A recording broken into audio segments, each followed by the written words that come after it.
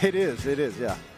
So it's very bright up here. Well, welcome. I realize we are one of the last sessions standing between you and the bar, so we'll get right into it. I'm here with Ken Beyer, the best Ken in supply chain. If anybody's paying attention, I've been accused of being the second best picket, but that guy that said that's lucky I didn't make a way in for the bout.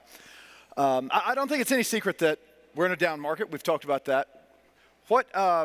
Ken, what is Nolan and Transportation Insight? What is the playbook that we should be doing in a down market, other than the obvious? Let's watch our expenses. Well, I think if you're here to get advice on what to do in a down market, it's probably too late already, right? So, I missed that. Yeah, maybe I'll just step back for a second. At Transportation Insight and Nolan Transportation Group, we have two great complementary businesses.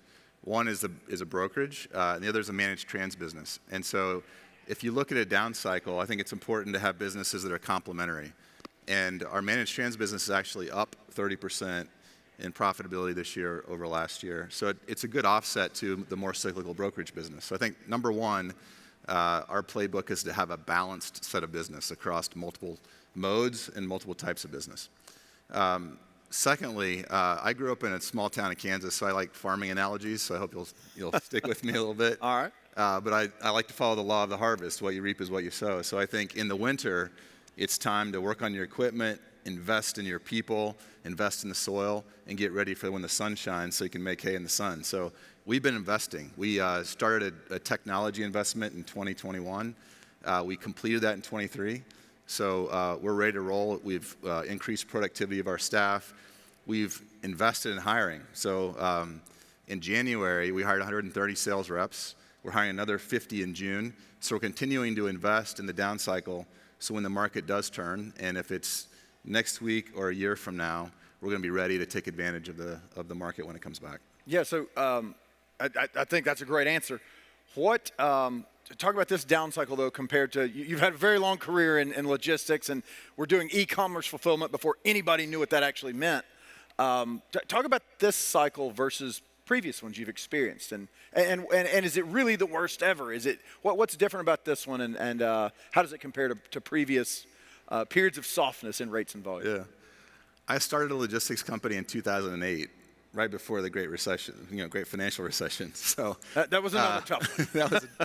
That was tough, and particularly because it was my own money, and I was making payroll on credit cards. So this is a little bit different for me personally. But I will tell you, in the span of my career in logistics, this one feels different, and I think it's because we're coming off such a high, and we've heard a lot about it in the last few sessions and all day today. But I think what makes it feel different is how high it was, and all of us kind of getting this idea that this is the new normal. We were convincing ourselves this is the new normal. When in reality, if you look at history, we go through cycles like this, and at the peak is when we all should be thinking about reducing costs, not when we get to the bottom. And I think for many of us, we misjudged when we were at the peak and continue to invest while we're coming down into the bottom of the cycle. Yeah, and I think that's an important thing to recognize, that the good times don't last forever, right? And so now we're kind of in this breath-holding contest to see who can come out of the other side and catch the upswing. You talked about the investments you guys are making now, and you're starting to prepare for the upswing. What are the other things that in the good market, you talked about making technology and getting efficient, you talked about cutting expenses. Is there anything you wish that you guys had done in the, call it mid-2000 to early 23 period, and anything you saw others do and said, I wish I'd done that? I think in the 2020, 21, there was a lot of hype around tech, and there was a lot of pressure on us to move faster with our tech investments and be a little bit more on the bleeding edge.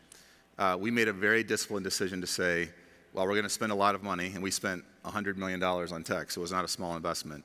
Wow. We are not going to be on the bleeding edge, and we're not going to go hire 800 engineers in-house, because this is a specific period of time that will end. So I think we were smart in the fact that most of the tech build that we did, we brought in our own product people to design the product, but we didn't hire a bunch of engineers. We kept that mostly outsourced. So when the project was over, the day after it was over, we let 500 contractors go. and reduce that expense very quickly. If I look back on what I wish we would have done, I think that in terms of the tech investment we made, I think while we broadly focused on the internal processes of our company, we call it our operating system, I wish we'd have spent more time on the external interfaces with customers and carriers. And I think if a lot of us now look back on where efficiency is really gained, and you can gain a lot of efficiency internally, but the real efficiency is in the interactions between your trading partners. And so I think we could have spent more time in that category in terms of the tech investment. Yeah, and building that relationship, because when the shipper has the upper hand, the carrier and the brokers sure value relationships suddenly, don't they? No, I mean, and that's been a big hallmark of our business is we don't believe in a tech-only or a people-only solution. We believe in what we call a hybrid digital solution is people are the relationship, and the machine is there to help the people be better. Yeah. And so that's always been our mantra is focus on making people better, not replace them. Sure. So you mentioned that you guys are investing for the next upswing. That must mean that you have a view on when that's coming. You're hiring people. What does onboarding look like? Is it 3 months, 6 months, 9 months? And is that you showing your hand about what your opinion on when we might see some recovery in rates? No, I think we have a very specific data point that we look at in terms of when we're going to invest. When rates, and we're an 80% spot player in our brokerage business, when spot rates year over year go inflationary, we invest. And in January, rates went inflationary. Most of you know. Yeah. It went inflationary for a little bit. They came back down. We invested. It's a binary decision for us because if you look back in history, every time rates go inflationary, there's usually an upcycle that follows. And it's not immediate. It's going to be 2 quarters before in fact, when the upcycle starts, it's really the worst time for a brokerage in many ways because you're getting squeezed. And from a cash flow perspective, you're collecting at a lower rate and you're paying out at a higher rate. Sure. So you're eating a lot of cash in the upcycle. So for us, you need to invest soon before you start eating up all the cash in the upcycle. And you need to get your teams trained up and ready to go. So when you get to the peak, you're harvesting when the sun shines. So we look at it as a 6-month investment. And that's why we're hiring at least 6 months ahead when we think the peak's coming. Right on. You talked a little bit about this being a really cyclical industry, and in the the great debate, we heard a little bit about, is the cycle getting more volatile, less volatile? Do you think that we're going to see more frequent cycles, less frequent cycles, or COVID made this one a little weird and we'll go back to the norm? And then in addition to the business mix, is there anything else that you think from a structural, multi-cycle perspective on structuring business that you would do? Well, I think, again, when we talk about cycles, we're talking primarily about brokerage. Right. And I think the benefit that we have is that we're looking across multiple cycles. We have a $10 billion parcel business. $10 billion of parcel contracts are running through our systems. That is a completely different cycle in many ways than the traditional freight cycle. Diversification. Right. We have, 20% of our business is drayage. We have a managed trans business, which is a 3 to 5 year contract business. So you lay all these cycles together and over each other, and what we're striving for is a more diversified cycle that we're not just riding the ups and the downs constantly. We've got a base business that's growing year after year after year in our managed trans and our parcel business. Yeah. And that allows us to invest in this more cyclical business, which is brokerage. The downs aren't nearly as low. The highs can be even higher because we can keep investing in the down cycle of the brokerage market while others are cutting. And then when the cycle comes back, they're not quite as ready. We're still investing because we have these stable. Yeah, the stable business to put cash flow back. So I guess to answer your question, just like everyone else, we want to know when the cycle's coming back. Yeah. But I think we're less subject to that based on the business model that we have. Very good. So you guys are building the sharp ratio, efficient portfolio of transportation businesses. I guess talk about, so you said it's a 6-month cycle. You started hiring in January. Might have been a little early on that one. Yeah, we were early. But you're hiring again, so that says to me that you think, okay, maybe it just moved out 6 months. And so is it fourth quarter this year? Is it first quarter next year? When do you guys think these investments are going to pay off? So, we think the freight business is complicated and trying to figure out looking at all the data. This debate was great, looking at all the data. I was talking to my brother the other night about what he's going through. He's a he's a Kansas farmer, right? He was telling me, he makes $200 an acre on crops. But before he plants his first seed, he has to put $70 of herbicide on the ground to make sure there's no weeds that come up. Because if he cuts costs, he doesn't think it's going to be a good harvest season next year, and he doesn't put any herbicide down, it cuts his productivity in the next harvest by 15%. But not just that, for the next 5 years, he's got less productivity out of his land than every other farmer in the area. I was like, man, that sounds a lot like brokerage. If we don't invest constantly in the herbicide, keeping down the weeds or the stuff that cuts productivity, we're going to be paying for it for 5 years. And we saw it in many ways. Many of you can relate, is during 2020, we were just doing whatever it took to get loads in the door because you're making so much money per load. We weren't investing as much in our people. We weren't training them as well. And I think we have seen since then, the quality of the people we brought in during that period probably didn't go through the tough times we're going through now. Didn't get the right training, didn't have to fight the battle as hard. It was really easy to throw your fishing line and get a fish on without really much work. So I think we're seeing a similar thing play out in this industry is you've got to constantly be planting seeds, investing in your people, bringing in salespeople and training them, especially in a down market, because that's when they really learn what it's like to be a great freight broker and take care of your customers. Yeah, and I love that. I love the weed and crops analogy and putting down the Roundup. So, I mean, is that what you guys do internally? Is it a 5-year plan? Is that what everybody out here in brokerage should be thinking about? Is I need to have a plan for the next 5 years, and I mean, do you war game out? It goes up, goes down. What is the long-term planning process look like for you guys? Well, I think you have to have a long-term horizon. We're building a great company for the long term. I think it's why it's particularly tough to have a company in our industry be public, because you're constantly hitting the quarterly numbers. Yeah. But a business like this takes a long-term, it requires a long-term vision because of the cycles. So as I mentioned, our strategy is that this market is huge. The biggest player has, let's call it 4 to 6% market share. There's plenty of business to be gotten. And while I don't believe there's going to be a consolidation that everyone's talking about, there are going to be big winners, and there's going to be a very long tail. Take any other industry that's similar, banking, insurance.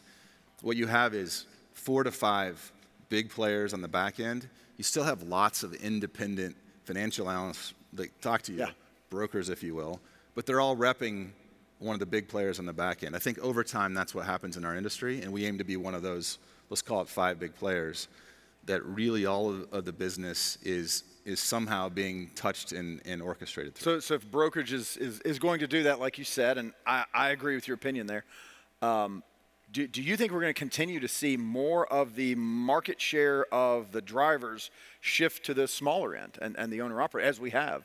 Growth of brokerage certainly has supported that. Yeah, brokerage share of the market continues to grow every year. Smaller owner-operators continue to grow, and the reason is because of technology. And technology is going to continue to, in my opinion, going to continue to make that happen. You're going to have more and more diversification at the carrier level. Now, I think when and if autonomous vehicles ever come to play, that could have a different impact on what happens there. But technology's allowed for the business to go the opposite way of consolidation, to fragment even more. Yeah, so we've heard a number of answers to this question. How are you surprised by how long some of the small carriers have been able to hold on, and what are you seeing in your brokerage business that suggests, how much longer can they hold their breath? I think brokers have a lot to do with that. I think there's been a lot of brokers that have helped subsidize this market for a while. But by lowering their margins. By lowering margins. If you look at the margin stack, if you will, between shipper and carrier, brokers have lowered their margin, paid a bigger share of that to carriers. That's helped keep carriers in business longer. That can't keep lasting, especially brokers that are on asset-backed lines and continue to dig a deeper hole with every load they're taking if they're losing money. So I think there's an end to that merry-go-round coming, if it hasn't already. But I think carriers are very scrappy. They're entrepreneurial. As an owner-operator and someone who's making a living driving a truck, they're very adept at doing whatever it takes to stay in business. And I think it's going to take a while for capacity to come out the way we think. I do think, though, that it's not just the carriers, it's also the increase in the number of brokers that have come in the market that have changed the dynamics. That made that more competitive, and yeah, some of that's going to the carrier. Interesting. Well, you mentioned autonomous. Obviously, that has been written about, ad nauseum, but still is coming for us one day. Whether it's autonomous or anything else, you've been in the industry, you've seen a lot of change. What are your long-term, call it 3 and 5 and maybe even 10-year predictions for changes we're going to see, akin to some of the changes we've seen in the past? I'm sorry, I'll go back to the farming analogy. Okay, let's say, yeah. So, That's fine. Farming's changed a lot in the last. We think that farming is like the most backward industry in the world. Do you know that most fields right now are planted completely autonomously? I have read that. People are still in the tractors, right? But the satellites are driving where it's planted. They know the pH and acid levels of the soil. They know the moisture content. Farming is so sophisticated today. There's AI cameras spotting the weeds and shooting lasers at them now. Exactly. I was reading this the other day. And my brother said in his farm, he used to have 5% overspray on herbicide, 10% overseed, whatever. Now it's down to 0.5%. So his productivity has gone through the roof. What about his margins? Haven't changed at all. Same things I think will happen in this industry. Autonomous, AI, all this tech's going to come about. It's just going to drive the price of entry into this business up. And our so margins that's what drives the consolidation you're talking about, is it? Right. Yeah. Our margins aren't going to get better. We all think we're going to drive productivity down, we're going to make a lot more money. We're not. It's actually going to, our margins will probably go down over time, but the price of entry to enter this space will get higher, and it will drive out the smaller players from being the full spectrum transportation management providers that I see in the future. I think there'll still be a lot of brokers taking care of small and medium-sized businesses almost as agents with a bigger platform in the back end. Yeah. So, I started my career in financial services. That's absolutely what happened with intermediaries there, is they consolidated and got bigger. Right. Well, talk to us about autonomous. How long is it going to take? What are the phases going to be? And how are brokers going to be involved in that? Will there be pools of assets and brokers hire them? Will brokers start owning these autonomous assets? What's going to happen there? You know what? I'm not the right guy to talk about this subject.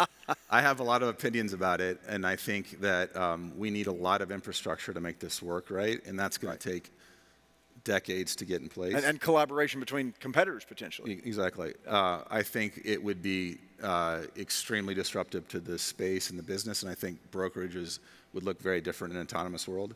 But I think we're so far out that for us to kind of gameplay it right now, it's too early. Too early. All right. Well, we will get off here and let Kaylee come back and shorten the time between everyone getting out to the bar. But thank you, Ken. Right. Always a pleasure. And thanks for coming to Atlanta. You're in Atlanta. Yeah. Thanks for coming down to the GICC.